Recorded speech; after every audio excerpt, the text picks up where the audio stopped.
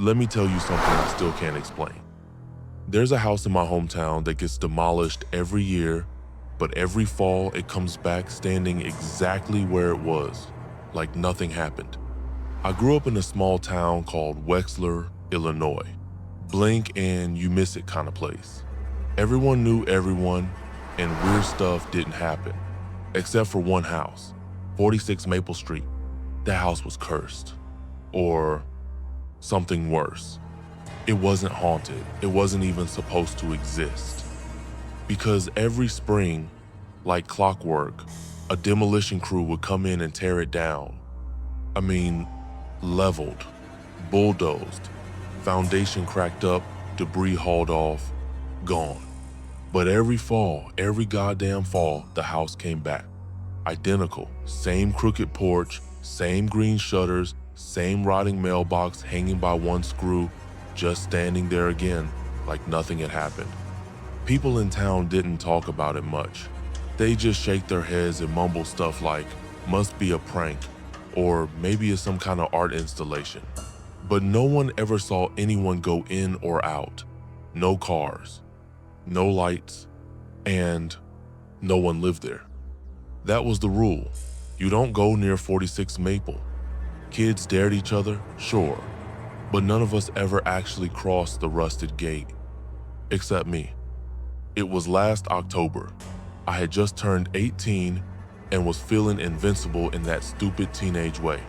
I had a friend, Danny, who joked that we should go ghost hunting before college. I told him about 46 Maple. He didn't believe it, so we went. It was already dusk when we got there. The house had reappeared like it always did, same as ever. Only this time, the front door wasn't just there. It was wide open like it was expecting us. Danny looked at me and said, "Dude, we have to check it out." I wish we hadn't. The air inside felt wrong, like walking into a room that had been sealed for decades but colder, too cold. Everything looked paused, furniture covered in dust, but no cobwebs. Family portraits on the wall, but their faces were all blurred out like someone had smudged them. Then we noticed the kitchen. The fridge was running. Not only that, the calendar on the wall said the 17th of October, 1966. That's when I felt it. We weren't alone. Danny whispered something like, "Man, this is too much. Let's dip."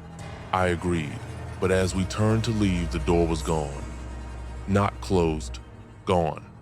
Just smooth wall where it used to be. We ran from room to room, but nothing made sense. Hallways where there shouldn't be hallways. Stairs that led to closets. Windows showed a street that didn't look like ours. Then came the whispers. Faint at first like a radio tuning in, then louder, children's voices, singing something that sounded like a nursery rhyme, but in reverse. That was when Danny bolted. I chased him upstairs, but he wasn't there.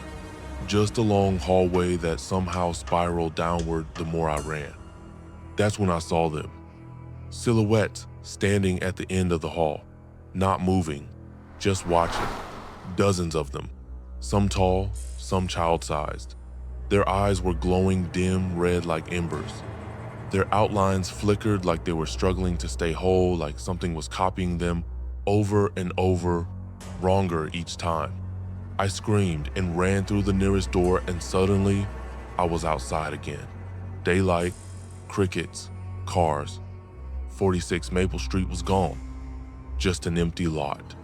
Grass, dirt, and one thing left behind, Danny's phone. He was never found.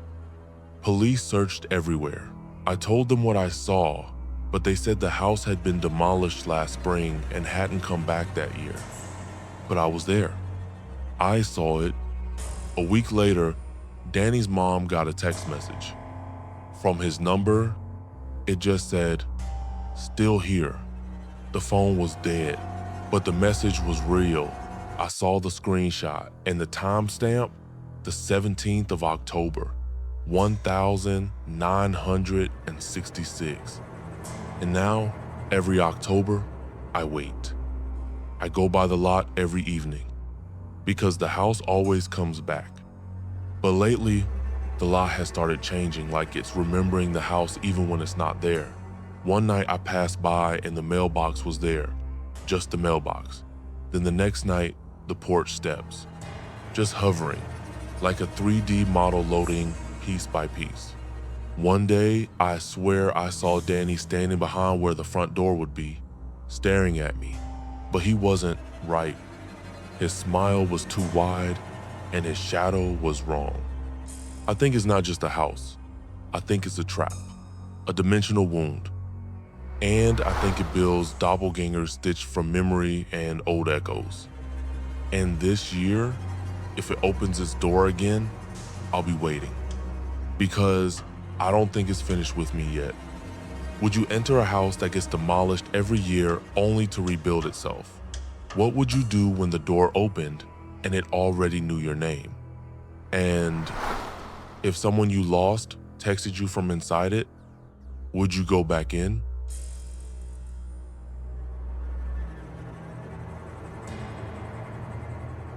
Let me tell you about the night my daughter's baby monitor whispered something that still keeps me awake. It started subtle, static, clicks, but then the monitor picked up a voice, low, garbled, like someone breathing through a radio. One night, as I was half asleep, I heard a faint whisper. It said my daughter's name. I shot up, thinking I imagined it, but then it came again, clearer, repeating her name, slowly, like it was trying to learn how to say it. I muted the monitor, thinking it was interference, but as soon as I did, the screen flickered. A text appeared, "Why did you mute me?" I reset the device, changed Wi-Fi passwords, bought a new monitor, but it didn't stop. The next night at 3:12 a.m., the voice was humming, a lullaby I didn't recognize. Watching the feed, my daughter was asleep, but in the corner of the room I saw movement. Something was standing there. It wasn't a person, a distorted silhouette.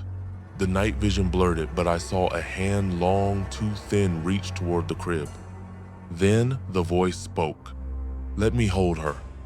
I ran into the room, flipped on every light. Nothing. But the monitor screen glitched again, too slow. The next night, it got worse. At 2:59 a.m., the monitor showed my reflection. But behind me, in the doorway, was the same tall, thin figure. I turned around. The doorway was empty. It whispered again, "You can't see me, but I see her." I ripped the monitor out of the wall, smashed it. But that night, while trying to sleep, the humming started again, from the destroyed monitor speaker. Closer. I called a technician to sweep the house. He found nothing, but as we stood in the nursery, his phone started playing static. He showed me the screen. "Why did you bring him?" He left immediately. That night, the thermostat beeped. Its screen had a new message. "She's mine now." I grabbed my daughter and left. But even in a hotel miles away, the humming started again, this time from the television speakers. Have you ever heard something you weren't supposed to through your smart devices? Would you unplug it even if it's the only thing warning you something's already inside? Tell me, would you unplug your monitor tonight? Or would you risk hearing your name whispered back? This was Mr.Somberrift. Stay aware. Have you ever taken a wrong turn and felt like the road was leading you somewhere it shouldn't? Let me tell you about mile marker 311. It's a place that doesn't exist on maps, but people in Flagstaff, Arizona know it well. Locals will warn you never drive past it after midnight, because if you do, you might not come back. It's just an old exit ramp, overgrown, half buried in desert sand, but sometimes when the clock hits 12:01 a.m., it appears, like it's waiting for someone to take the wrong turn. The weirdest part? The ramp points into a narrow canyon that shouldn't exist. People who've seen it say the rocks look different, darker, like they've been burned. My friend Jason didn't believe in urban legends. He thought ghost stories were for tourists. Last fall, after a late shift at a diner off Route 66, he texted me, "Taking a weird side road, no signs, see you in 20." That was the last time anyone heard from him. Search parties combed the highways. They even flew drones over the surrounding desert. They found nothing. But 3 weeks later, his car turned up deep in the Coconino National Forest, miles from any drivable path. The car was locked, keys inside, no sign of Jason. But there was one thing on the dusty windshield. Someone had written in a single finger swipe, "Wrong turn." No GPS data, no traffic cam footage, just nothing. And yet, the mile marker is still there. Locals say it's just locations. Sometimes it appears outside of Flagstaff. Other times it shows up near Winslow or even closer to Sedona. Always somewhere remote, always after midnight. And it never leads to the same place twice. It only shows up for drivers who think they know better. Would you take a shortcut that isn't on any map? Would you trust your GPS or your gut if the road looked like it was built just for you? If you ever see mile marker 311 after midnight, don't stop. This was Mr. Somberrift. Stay aware. Closing message from Mr. Somberrift. If this story is unsettled, you let us know in the comments, and don't forget to subscribe. Got a true experience you want to share?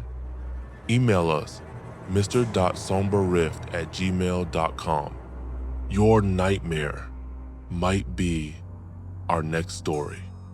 Until then, sleep with the light on. And if you see two